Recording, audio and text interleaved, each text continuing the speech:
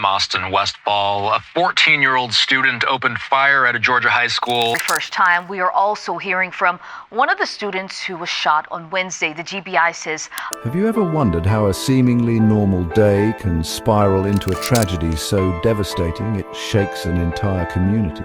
This is the story of the Appalachian High School shooting in Georgia. A tragedy that claimed the lives of 4 people, shattered countless others, and uncovered an unsettling twist involving not just the 14-year-old shooter, but his own father. Today, we'll take you through what happened, the heartbreaking loss of life, and how authorities discovered the father's disturbing role in this catastrophe. It was just an ordinary morning in Jackson County, Georgia, as students filed into Appalachian High School. The usual routine of classes, chatter, and plans for the day lay ahead, but for some, that day would be their last. What no one knew was that a 14-year-old student had come armed with an AR-style rifle, a weapon gifted to him by his father, Colin Gray. But before we dive deeper into the tragic events of that day, let's rewind a bit and try to understand the relationship between the boy and his father. Colin Gray wasn't just any parent, he was a father who allowed his son to possess a deadly weapon, fully aware of the consequences. But it wasn't just the gift of the weapon that raised eyebrows.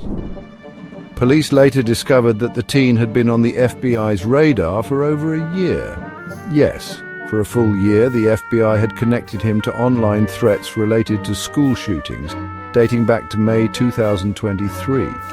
Despite the red flags, no action was taken, and just months after those threats, the father purchased the rifle for his son, a decision that would haunt the Gray family and the entire community forever. So what exactly happened on that horrific day?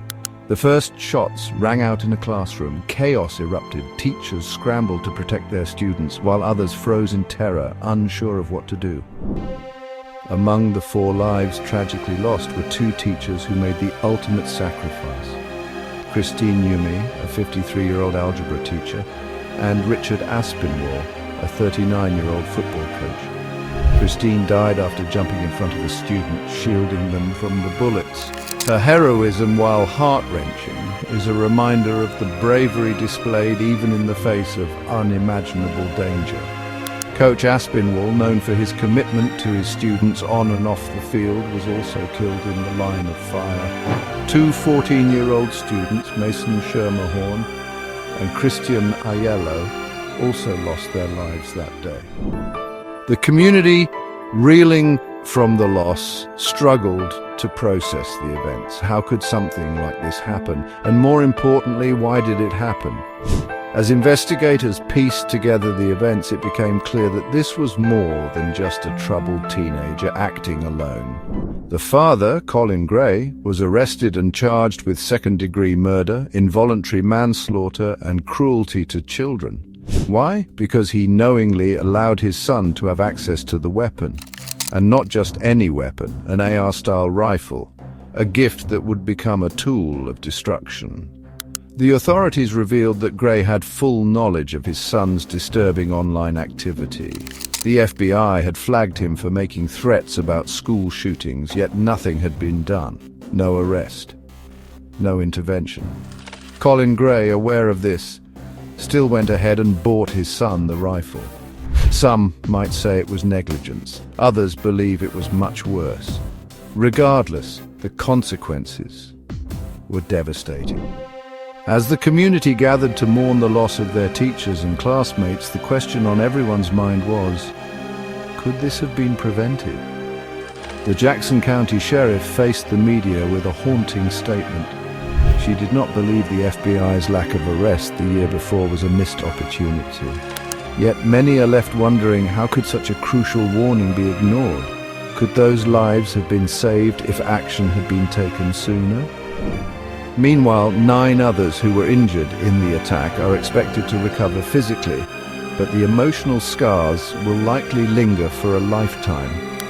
Survivors spoke of their harrowing experiences, how a normal school day became a fight for survival, how their teachers shielded them, and how the sounds of gunfire will forever echo in their minds.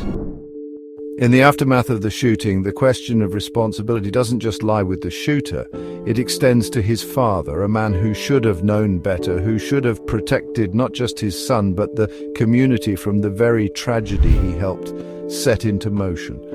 And while the legal system will handle the consequences, the damage has already been done. 4 lives lost, a community shattered, and families left to pick up the pieces. With that said, this story is a stark reminder of the responsibilities we carry as adults, as parents, and as members of society.